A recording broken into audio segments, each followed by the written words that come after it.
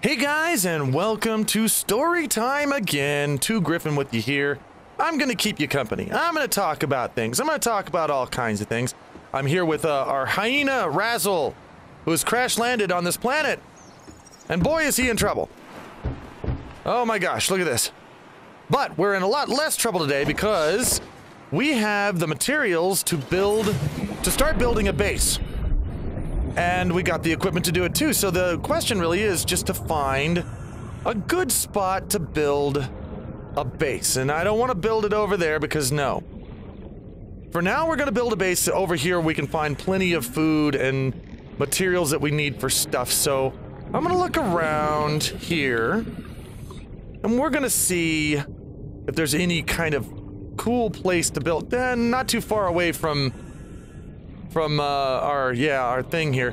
We want to be able to see it when we build the thing. Now, sometimes you want to usually like build it with a foundation, but right now I don't really have the stuff to make a foundation, so we're gonna forego that and just build it out here normally in just some place where, yeah, you know what, this over here doesn't look too bad actually.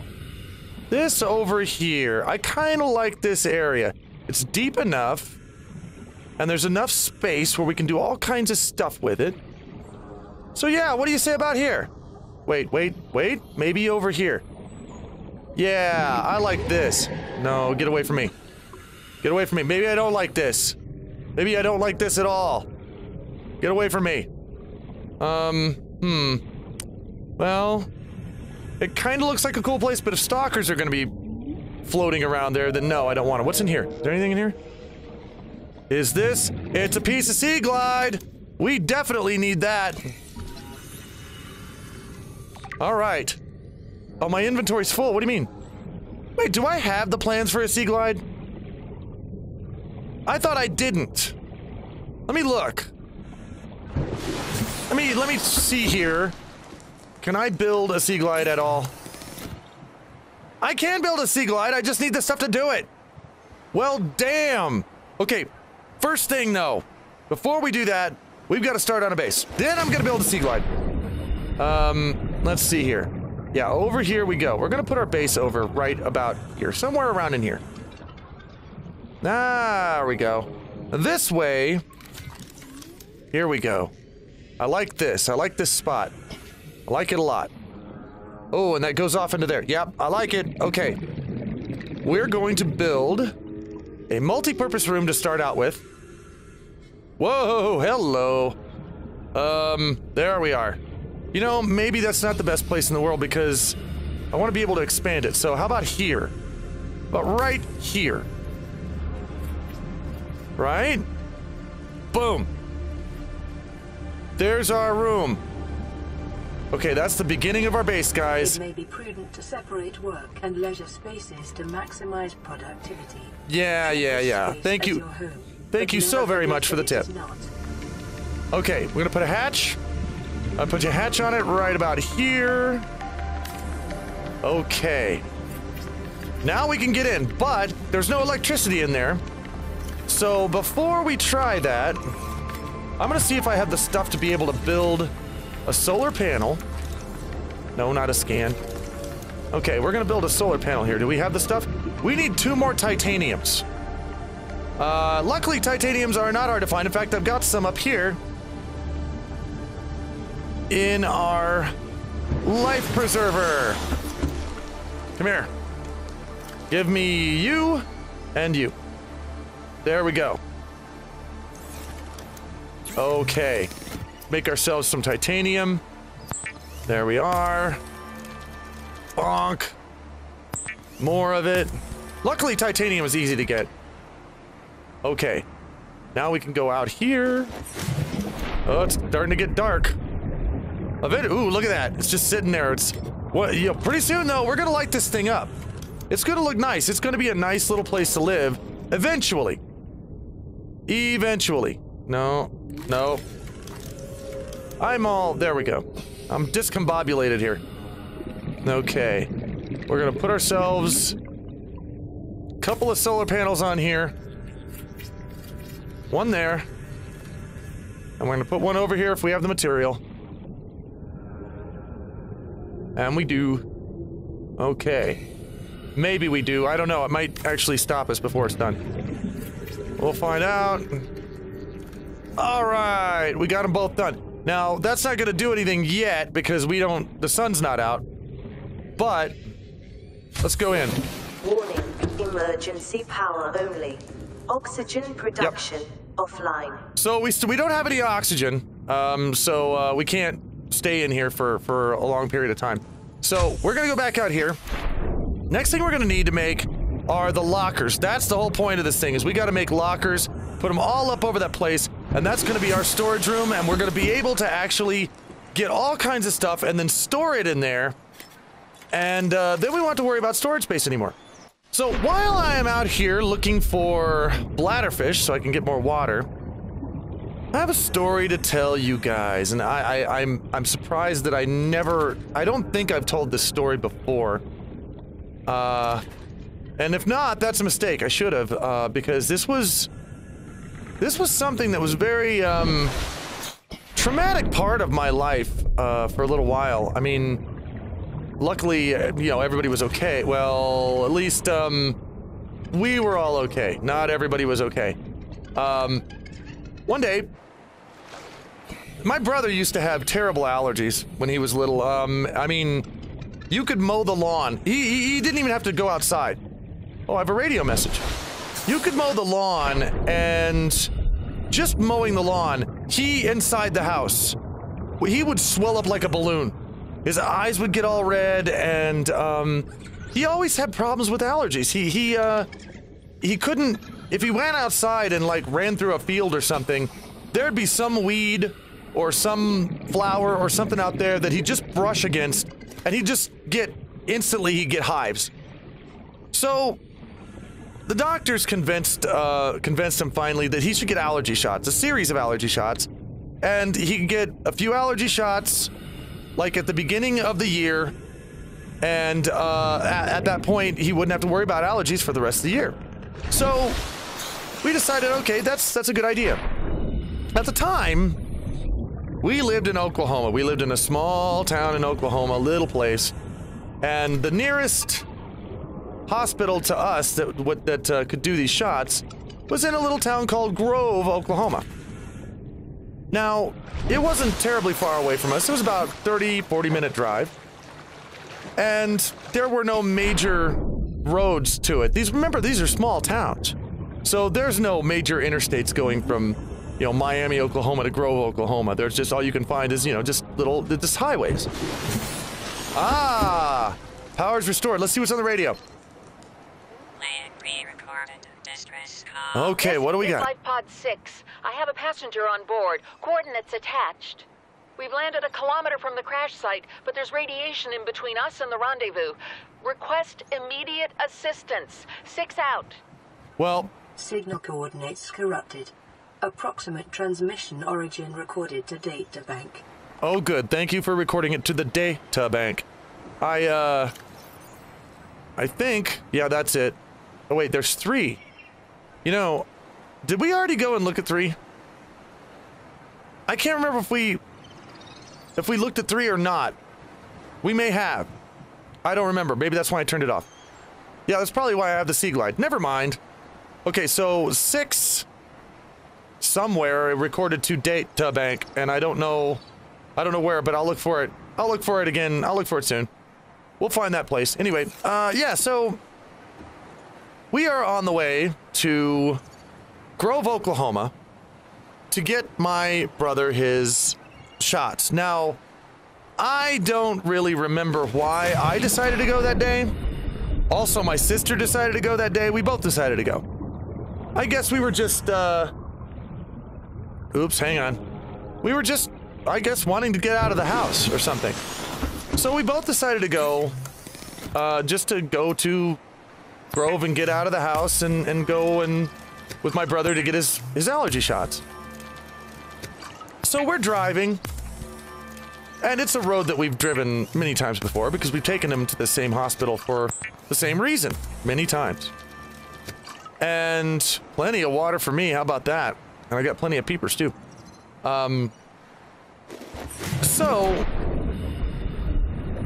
we're on our way there. I'm laying in the back of the car, and we had this big car. We had a huge, it was a 1984 banana yellow Lincoln Continental. This thing was a boat, okay? It was a yacht. And see, now we get to do this. We get to put up wall lockers. We're gonna need more titanium, I have a feeling, but that's okay. We will do that. Oh, the sounds in this game, I love it. So as I'm laying in the back, we're listening to music on the radio. Oh no, I don't have it. Well, we'll have to go get more titanium. Okay, let's go get more titanium. I'm laying in the back of the car, and huge car, just listening to the music, and my sister's back in the back seat with me. My brother's in front. My mom's driving. And when you're in a car, like in the back seat, when you're a kid, and I know you guys, every one of you probably remember something like this. You kind of just learn to trust your parent when they're driving. You don't really question what's going on. You don't know how to drive, and you know, it's a thing where, oh, nope, shit. Asshole, I need a sea glide. First though, I gotta make lockers. So I'm in the car, and I'm trusting my mother, you know, to be the driver that she always has been. And you get used to feeling the car slow up, or slow down and speed up as you're laying in the back, and sometimes you don't even care, you don't even watch it, you don't even look at it, you just, or you don't even care really, you just simply lay back there and enjoy the ride. Well, I felt the car stopping suddenly, and I instantly got the sense that something was wrong. Because the car was stopping a lot faster than was normal. In fact, it was throwing me forward. That's how fast the car was stopping. It was just coming to a stop very, very quickly. Well, this worried me a bit. Oh God, get away from me, dude. I don't want you. Don't need you. My inventory's full. What's it full of? Oh, just craziness. Okay. Well, you know, we do have one locker already in our base. We could already start putting stuff up so we can... I don't know why I didn't think of that before. I'm gonna do that right now. We're gonna go in here and we're gonna make the titanium. The car's stopping faster than is normal, and so I'm curious, and so I lean up to look at what's going on out the front. And I just barely caught a glimpse of this black shape. And that was about the last thing I did see. There was this sudden jarring, I mean, it was a violent jarring, just, you know, where's the thing? And my sister and I being thrown all over the car. And the car bouncing, there was one moment, and this was really odd, and I think this is one moment that I won't ever really forget. But it seemed slow. It seemed like everything was going so very slow. In fact, I had enough time to ask my mother, as the car is plummeting off this ledge, there was this moment of kind of peacefulness. And everything was still because basically we were going through the air. And I asked my mother, is this really happening? And my mother said, yes, it is. It felt so odd that I had the time to say that. And before I knew it, suddenly there was another crash, and we landed on the ground. We had flown off of the edge of this really large culvert, this ditch. It was probably, maybe 6 or 7 feet down. And landed, and then continued to travel across, you know, whatever little bit of land was there. I'm going to go and get more titanium. I'm going to fill this place up with lockers. This place is just going to be nothing but lockers. That's what we're going to do here. All right, so power's all the way up. Good. And now we go look for titanium. Once we'd stopped, I remember the car door was jammed shut. And it wouldn't just open. We tried to open it, wouldn't open. So my mother, apparently she did the same thing I did. We both just sort of leaned back and kicked the door. We kicked at the door until it just flew open. And we all crawled out of the car, which was still sputtering, by the way. It was still running. Even though the hood had been crushed. I mean, it was just a shadow of what it was. It had been just completely obliterated up to, nearly up to the front of the, you know, where the passenger compartment was, or where you sit. And it was still running. My mother fell down in the mud. She realized the car was still running. She got back up, crawled over to the car, and turned off the key. And the car sputtered. It didn't even want to quit. It sputtered and then finally shut down. And then we laid there. I mean, we didn't know what to do. We just laid there. Now, there was a little gas station that was sitting there on the corner. And some people came out of there to help us. And luckily they did. I mean, these guys were not the brightest people in the world. They were middle of nowhere, Oklahoma, you know, just bumpkins. And one of them tried to pick my mother up, which you don't ever pick people up who might have neck injuries, but this guy didn't know that. Tried to pick her up, standing on her hair and pulling at her neck, trying to get her out of the mud while he's standing on her hair. She would have broken her neck if she'd actually had any kind of neck injuries, but luckily she didn't. And they called an ambulance. It took 45 minutes. My father actually got to the crash site sooner than the ambulance did, just driving there in his car. And when they did get there, they picked us all up, and they took us to the hospital that we were originally planning to go to. Grove Hospital, and now the weird thing is that even though none of us were wearing seatbelts, and by the way, since that time, we all wore seatbelts after that. I mean, religiously, we wore seatbelts. It's just, I can't, to this day, I can't get in a car without putting on a seatbelt. I just can't do it. I don't feel like I'm properly in a car unless I've got a seatbelt on. So they took us to the hospital. None of us had any injuries. My sister had a few puncture wounds from where she broke out one of the back windows with her head. My brother and my mom's knees both went through the front dash, and that cut them up a bit. I had a couple of cuts from some of the molding, some of the metal molding that was in the car coming loose and cutting me up a little bit.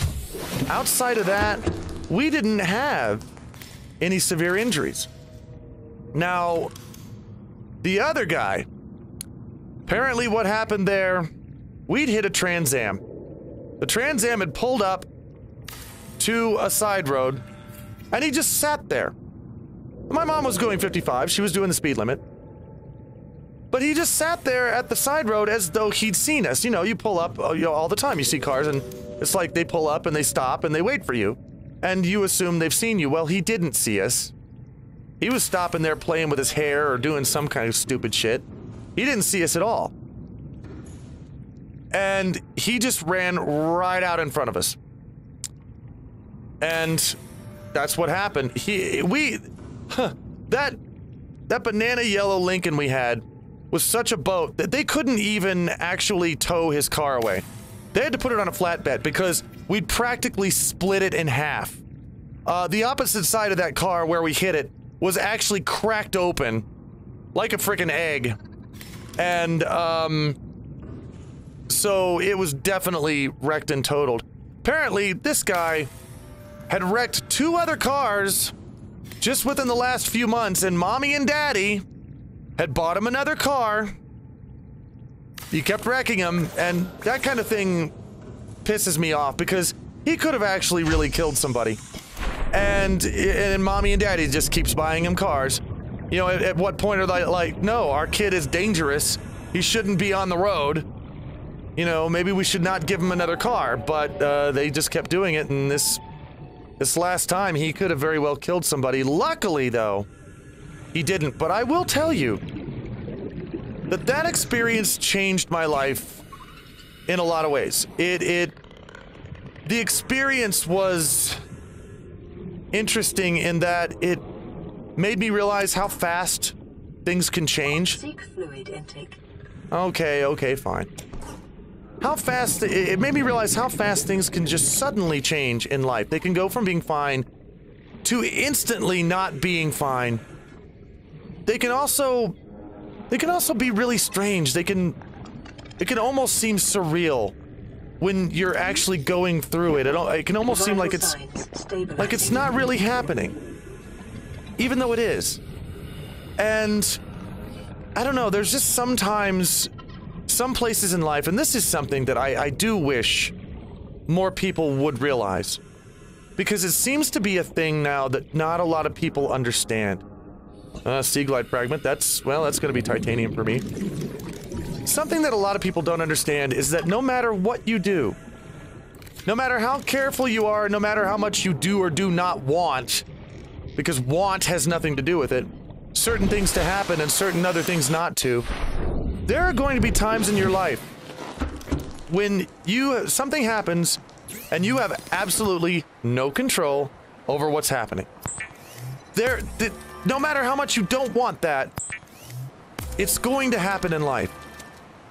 A lot of people don't seem to realize that now. They seem to think that because they think something is unfair or they think something is wrong, then that thing will never happen to them. And they're just wrong. It's something that you have to realize, that things are going to happen sometimes that you can't control and you don't like. And that's life. That's just the way life is.